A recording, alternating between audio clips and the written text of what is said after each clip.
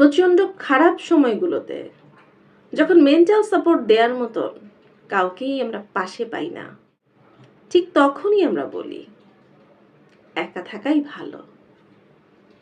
কিন্তু বাস্তবে সত্যটা এটাই যে আমরা কেউই নিজের ইচ্ছায় একা হই না, আমরা বাধ্য হয়েছি। চারপাশে বহু মানুষ ছিল, কিন্তু আমার মানুষ ছিল না।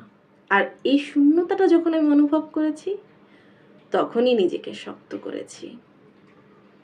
একা থাকা কোনো দুর্বলতা নয়, বরং এটাই নিজেকে খুঁজে পাওয়ার শুরু। প্রচণ্ড খারাপ সময়গুলোতে যখন মেন্টাল সাপোর্ট দেওয়ার মতন কাউকেই আমরা পাশে পাই না, ঠিক তখনই আমরা বলি একা থাকাই ভালো।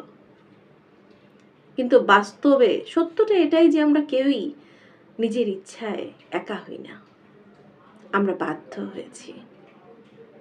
চারপাশে বহু মানুষ ছিল, কিন্তু আমার মানুষ ছিল না। আর এই শূন্যতাটা যখন আমি অনুভব করেছি, তখনই নিজেকে শক্ত করেছি।